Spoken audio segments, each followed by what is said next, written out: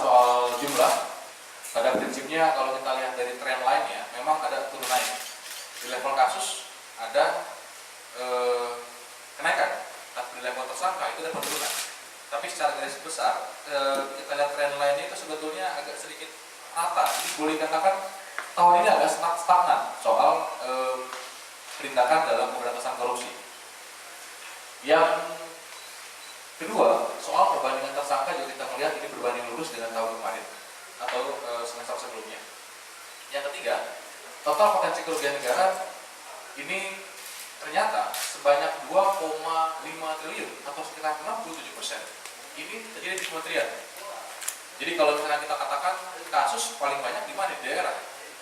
Banyak sekali dia sebaran di daerah kasus-kasus korupsi itu. Tetapi yang besar-besar itu 67% dari total kerugian negara yang kita hitung potensinya itu di kementerian, dan itu cukup disumbangkan oleh 3 kasus. Ada IKTP, kemudian soal haji, ya, kemudian agama, dan ketiga di Departemen Keuangan, Dirjen Pajak, kasusnya atau penetapan tersangka terhadap Hadi Purnomo, mantan Ketua BPK. Jadi itu soal sebaran. Kemudian soal penindakan. Jadi penindakan lagi-lagi kita masih menilai bahwa kasus korupsi sekarang masih banyak menangani kasus-kasus yang bermodus kita anggap konvensional, karena masih bicara soal penggelapan, penyalahgunaan anggaran, dan laporan fiktif. Kemudian di penindakan kasus korupsi terjadi itu banyak di sektor infrastruktur, keuangan daerah, sosial kemasyarakatan, dan pendidikan. Lagi-lagi ini sebetulnya pola-pola yang sama, hanya dia bertukar posisi.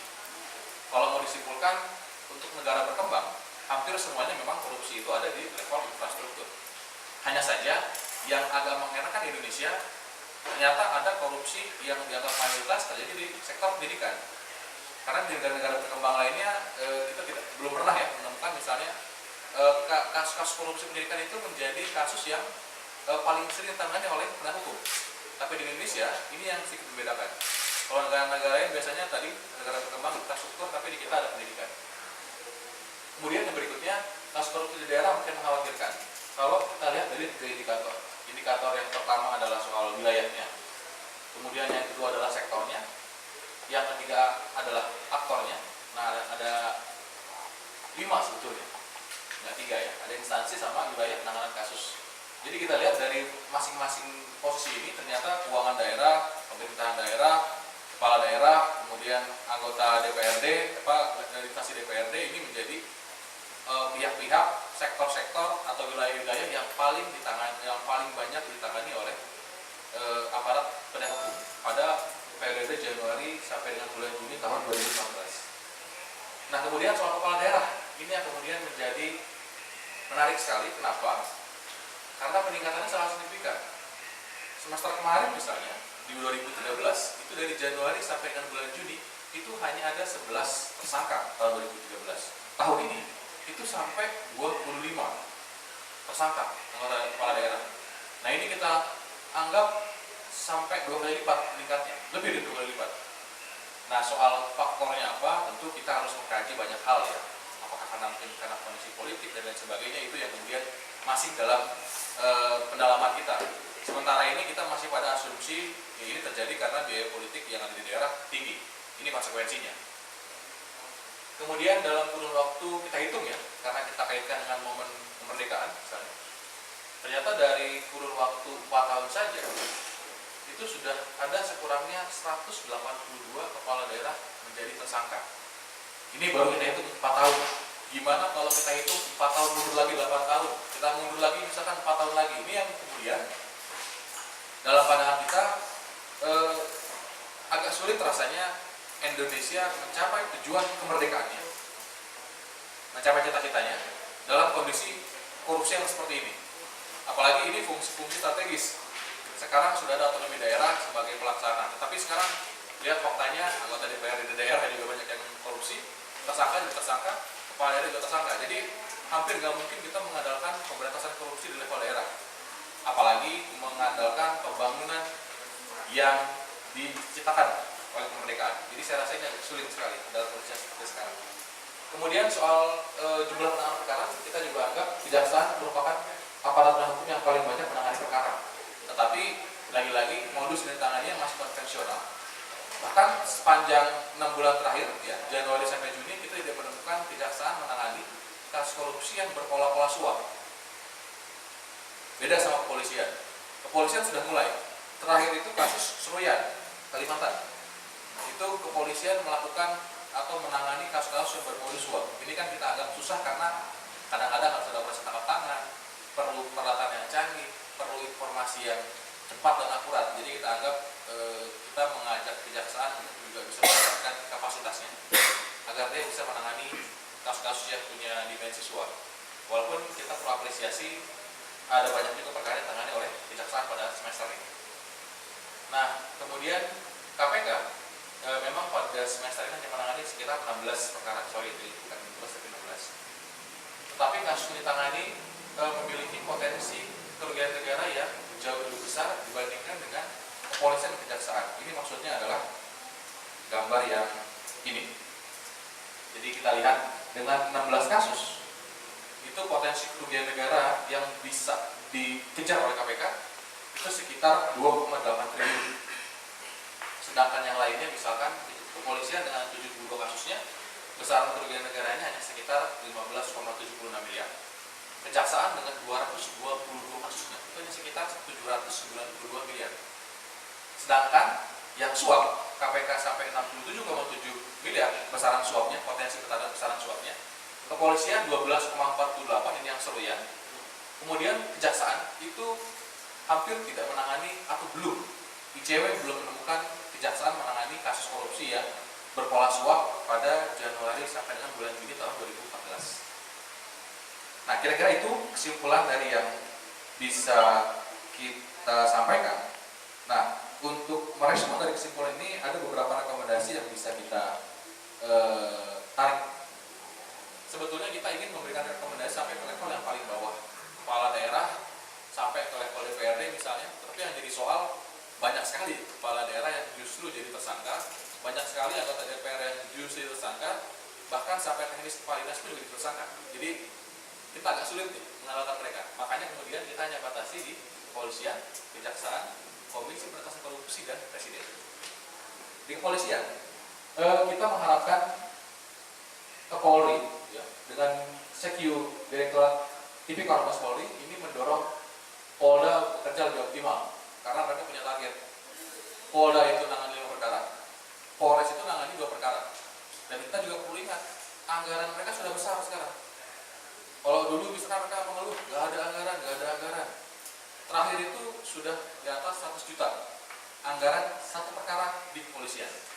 Nah, artinya ketika mereka tidak mencapai target, tentu kita harus mengkritik mereka lebih tajam soal kuantitas penanganan perkaranya. Walaupun memang kita juga harus lihat kondisinya kepolisian, KPK, dan kejaksaan memang tidak pasti sama. Ada banyak sekali keluhan-keluhan yang memang juga harus sama-sama kita benahi. Yang kedua, ini harus ada peningkatan kapasitas dan skill untuk mengungkap kasus bermodus suap. Karena pada semester ini kita hanya menemukan 1 kasus yang ada latar belakang suap. Kemudian yang ketiga, meningkatkan koordinasi dengan Komisi Pemberantasan Korupsi untuk membahas kasus-kasus yang dihentikan pada saat pelimpahan kejaksaan. Terakhir kita temukan misalnya kasus korupsi kepala daerah Banjarmasin. Itu kan sebetulnya sudah ditangani oleh Mabes Polri, tetapi dia di SKPP, dihentikan pada tahap penuntutan. Nah, saya rasa pada tahap-tahap seperti ini perlu banyak koordinasi nih dengan KPK dan kejaksaan. Kemudian yang berikutnya adalah meningkatkan komunikasi dengan media dan kelompok masyarakat sipil di tingkat pusat maupun daerah. Yang pertama tujuannya untuk mendapatkan informasi kasus korupsi. Jadi kemarin kita dapat keluhan, kepolisian itu jarang mendapatkan pengaduan dari masyarakat atau frekuensinya lebih sedikit daripada yang lain. Nah, makanya kita harapkan KPK juga, kepolisian juga harusnya dia informasi dengan masyarakat dan media, biar dia punya informasi. Yang kedua, mengawal perkara-perkara yang ditangani, kemudian mempublikasi capaian-capaian korupsi yang sudah ditangani. Nah, ini juga kita anggap agak minim. Ada banyak misalkan kasus korupsi yang melibatkan kepala daerah yang ditangani oleh kepolisian, tetapi yang jadi soal, publikasi yang dilakukan oleh Humas di kepolisian ini tidak maksimal. Lain soal dengan KPK. Ketika ada penangkapan, ketika ada proses pemeriksaan, itu antara humas KPK dengan teman-teman media itu kan dekat sekali, bahkan dengan masyarakat, sehingga apa yang mereka kerjakan itu terpublish. Beda dengan kepolisian. Nah, harapan kita ke depan mereka juga mau kerjasama, sehingga kalau ada capaian mereka sampaikan ke publik dengan cepat. Dan kita juga nggak melihat kasus itu tertutup. Dia nangani apa kita nggak tahu, siapa yang diproses kita nggak begitu paham. Nah, ini harapan kita ke depan bisa lebih terbuka. Kemudian untuk kejaksaan, kita mengharapkan juga kejaksaan terus juga masuk ke dalam perbaikan sistem, karena memang sudah banyak terkait dengan tangani.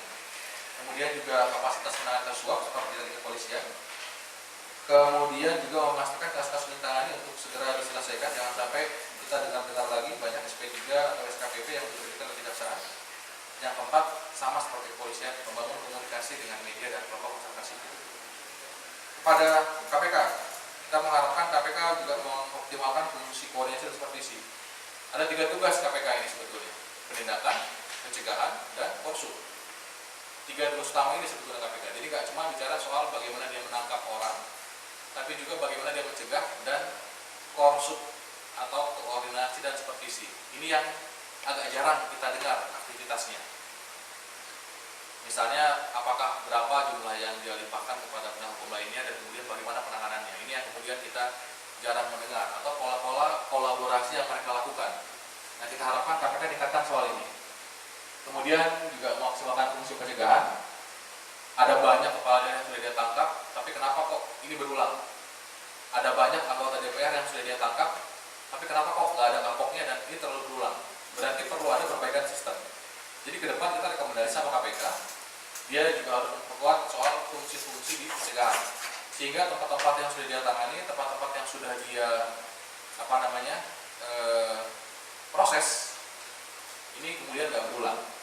Dan yang terakhir, kita harapkan juga ada partisipasi aktif dari KPK untuk membantu Presiden dalam mengawasi, terlibat sekaligus memberikan rekomendasi kepada pelaksanaan agenda pemberantasan korupsi lewat Stranas maupun agenda-agenda lainnya. Karena yang kita lihat di level kementerian pun juga agak mengerikan korupsinya, sehingga kalau nggak ada treatment dari level Presiden, saya rasa agak berat ke depan untuk menangani perkara-perkara korupsi. Kemudian yang berikutnya adalah untuk Presiden. Ini kita harapkan banyak kasus korupsi di daerah, tetapi yang besar justru ada di kementerian, yang 3 besar tadi.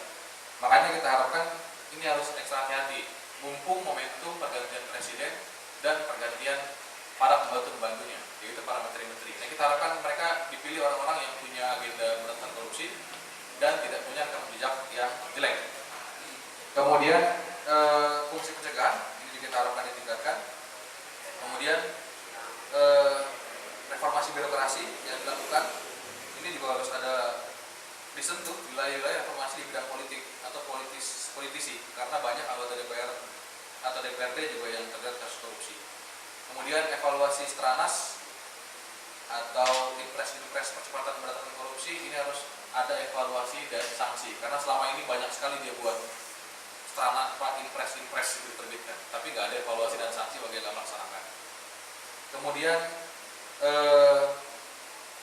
lagi-lagi juga kita mengharapkan adanya koordinasi antara Presiden, aparat penegak hukum, KPK maupun polisi maupun kejaksaan. Yang berikutnya juga merealisasikan ada beberapa sebab tunjangan untuk kepolisian. Terakhir ada beberapa yang kemudian memang belum bisa dicairkan karena persoalan teknis payung hukum. Terakhir, kita sangat mengharapkan juga ada ruang yang dibuka yang besar bagi masyarakat sipil untuk mengontrol kepala daerah.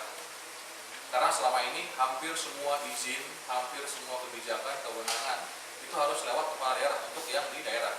Dari mulai izin, kemudian CPNS, dan lain-lain sebagainya, saya menilai bahwa kewenangan dari kepala daerah itu besar sekali.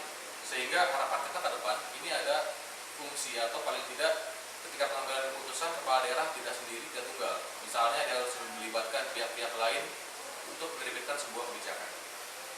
Sementara itu, rekomendasi yang kita bisa sampaikan terkait dengan tren pemberantasan korupsi semester 1 tahun 2014. Saya kembalikan kepada Mas Agus. Oke, terima kasih.